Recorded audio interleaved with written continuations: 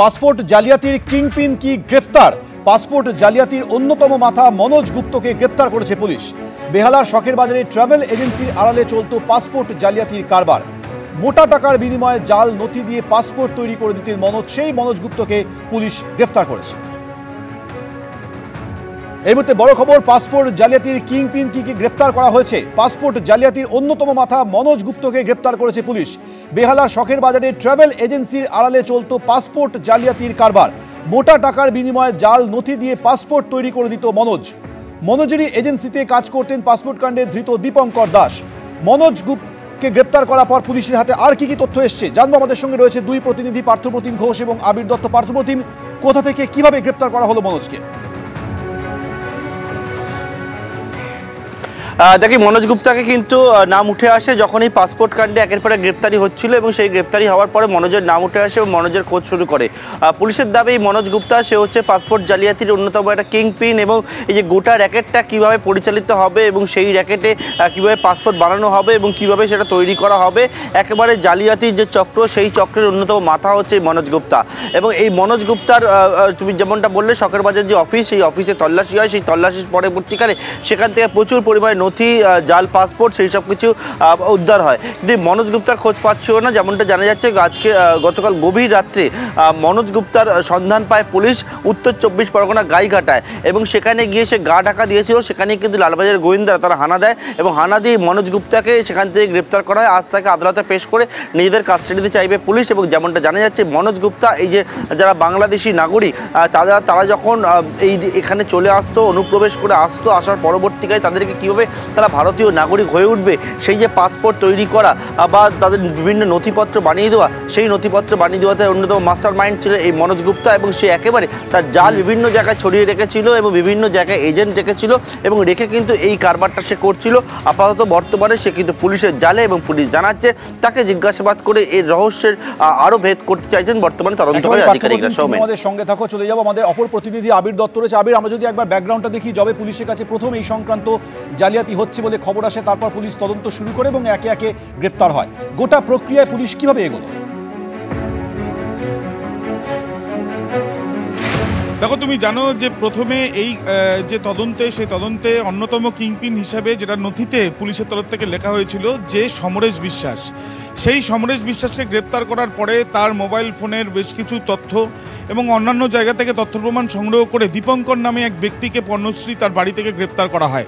ঠিক সেই দিনই দীপঙ্কর যার আন্ডারে কাজ করতো বা যার অফিসে কাজ করতো, সেই মনোজ গুপ্তা, তার অফিসেও যায় তদন্তকারীরা। অর্থাৎ শখের বাজারে একটি বিল্ডিং, সেই বিল্ডিংয়ের দুটি ফ্লোরে দুটি ফ্ল্যাট রয়েছে, যে দুটো ফ্ল্যাটে ট্রাভেল এজেন্সির নামে সামনে থেকে বোর্ড রাখা ছিল ট্রাভেল এজেন্সির, এবং পেছনে এই ধরনের আই কার্ড তৈরি করা হতো, যেটা সম্পূর্ণ জাল। কীভাবে এই আই কার্ড তৈরি করা হতো, তদন্তকারীরা জানতে পেরেছেন যে নথিগুলো তারা ইতিমধ্যে সেখান থেকে উদ্ধার করতে পেরেছিলেন, যে একটি আই কার্ডের ওপরে ফটোকপি, একই রকম নাম থেকে আরম্ভ করে ঠিকানা রেখে ফটোকপি পরিবর্তন করে, এটা এক ধরনের পরিবর্তন তারা করতেন। আরেকটা সম্পূর্ণভাবে ম্যানুয়ালি তারা সম্পূর্ণ চেঞ্জ করে সেটাকে ডিটিপির মাধ্যমে সেটাকে তারা বার করতেন। এবং এই যে দিনের পর দিন এই যে আইডি কার্ডগুলো তারা তৈরি করেছিল, যে মনোজ গুপ্তার নির্দেশে, এমনটাই মনে করা হচ্ছে। এবং মনোজ গুপ্তা যবে দীপঙ্কর গ্রেপ্তার হয়, তারপর থেকে সে পলাতক, এমনটাই সূত্র মারফত আমরা জানতে পারছি। তার খোঁজে বিভিন্ন জায়গাতে তল্লাশি চালানো হয়েছে, এমনকি সে যাতে বিদেশে না পালিয়ে যেতে পারে সেই জন্য যা যা ব্যবস্থা নেওয়ার, সেটাও পুলিশের তরফ থেকে করা হয়েছে। অবশেষে গাইঘাটা থেকে তাকে গ্রেপ্তার করা হয়েছে। এখন বিষয় হচ্ছে, মনোজের এই সংস্থার আড়ালে, সংস্থার মূলত সামনে থেকে ট্রাভেল এজেন্সি কাজ করতো সেটা দেখানো হয়েছে। পিছনে দেখা যাচ্ছে যে আইডি কার্ড তৈরি করা, জাল আইডি কার্ড তৈরি করার প্রক্রিয়া চলেছে। সেখানে কি শুধু দীপঙ্কর একাই কর্মী ছিল, নাকি অন্য কোনো কর্মীও তার সঙ্গে জড়িত বা এই কাজের সাথে জড়িত, বা মনোজ বাধ্য করেছে তাদের, এই বিষয়গুলো তারা দেখার চেষ্টা চালাচ্ছেন। দ্বিতীয়ত, অত্যন্ত গুরুত্বপূর্ণ, যে মনোজের সঙ্গে, মনোজ গুপ্তার সঙ্গে সমরেশ বিশ্বাসের সরাসরি যোগাযোগ ছিল। সমরেশ এবং আদালতও যেটা পুলিশের তরফ থেকে বারবার করে দাবি করা হয়েছে, যে প্রত্যেকের একটা রোল রয়েছে, সেই রোলগুলো একত্রিত করলে একটা বৃত্ত সম্পূর্ণ হচ্ছে। সেই রোলের মধ্যে অন্যতম যেমন সমরেশ বিশ্বাস, অন্যতম তেমনি এই মনোজ গুপ্ত। এবং এই মনোজ গুপ্ত এবং সমরেশের মধ্যে যে চক্র তাদের সক্রিয়ভাবে কাজ করেছে, তাদের দুজনের ভূমিকা যথেষ্ট। তার কারণ বাংলাদেশ থেকে চোরা পথে ভারতবর্ষে প্রবেশ করা, তাদের আইডি কার্ড তৈরি করে সেটাকে পোর্টালের মাধ্যমে পাসপোর্ট তৈরি করা এবং সেই পাসপোর্টটা এমন ঠিকানা দেওয়া যে ঠিকানায় না পৌঁছে সেটা কোনো না কোনোভাবে এই চক্রীদের হাতে পৌঁছে যাচ্ছে। এবং এই যে মনোজ গুপ্তাকে গ্রেপ্তার করা হয়েছে, তাকে জিজ্ঞাসাবাদ করে আরও বেশ কয়েকজনের খোঁজ মিলতে পারে বলে আশা করছেন তদন্তকারী। একেবারে আবির, অর্থাৎ এর আগে যে 6 জনকে গ্রেপ্তার করা হয়েছিল তাদের কাছ থেকে তথ্যসূত্র পাওয়ার ভিত্তিতে মনোজ গুপ্তকে গ্রেপ্তার করা হয়েছে। পাসপোর্ট জালিয়াতির অন্যতম মাথা এই মনোজ গুপ্ত, তাকে গ্রেপ্তার করেছে পুলিশ। বেহালার শখের বাজারে ট্রাভেল এজেন্সির আড়ালে চলত পাসপোর্ট জালিয়াতির কারবার। মোটা টাকার বিনিময়ে জাল নথি দিয়ে পাসপোর্ট তৈরি করে দিত মনোজেরই এজেন্সিতে কাজ করতেন পাসপোর্ট কাণ্ডে ধৃত দীপঙ্কর দাস। উত্তর 24 পরগনার চাঁদপাড়া থেকে মনোজকে গ্রেপ্তার করে লালবাজারের গোয়েন্দারা। আবারও চলে যাব পার্থপ্রতিম ঘোষ আমাদের সঙ্গে রয়েছে। পার্থপ্রতিম, তার মানে এটা তো বেশ বড় ব্রেকথ্রু।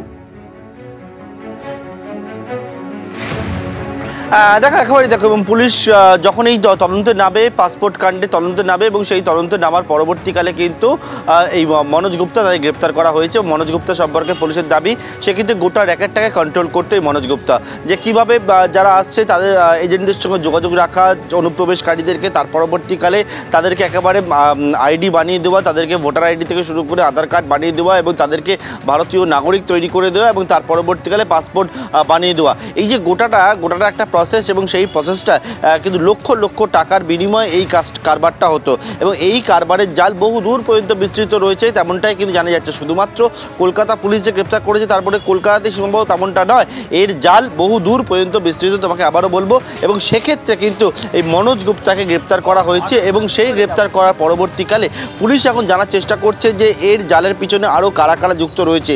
এই যে নেটওয়ার্কটা, অর্থাৎ এই ভুয়ো পাসপোর্ট বানিয়ে দেওয়ার নেটওয়ার্ক, সেই নেটওয়ার্কের একটা মাথা মনোজ গুপ্তা, তাকে গ্রেপ্তার করা সম্ভব হয়েছে। কিন্তু আরও কারা কারা রয়েছে সেটা জানাটা অত্যন্ত প্রয়োজন, কারণ যেরকমভাবে বর্তমানে এখন বাংলাদেশের যে পরিস্থিতি, সেই পরিস্থিতির পরবর্তীকালে হইচই হওয়ার পরবর্তীকালে কিন্তু একেবারে ধরপাকড় শুরু হলো। সেই ধরপাকড় শুরু হওয়াতে এই পাসপোর্ট জালিয়াতির যে এত বড় চক্র চলছিল সেই চক্রটা সামনে এলো। কিন্তু এই চক্র শুধুমাত্র যে আজকাল একদিন দুদিন ধরে চলছিল তেমনটা কিন্তু নয়, এই চক্র কিন্তু বছরের পর বছর ধরে চলছিল এবং সেটা কিভাবে চলছিল সেটা নিয়েই কিন্তু প্রশ্ন উঠেছে।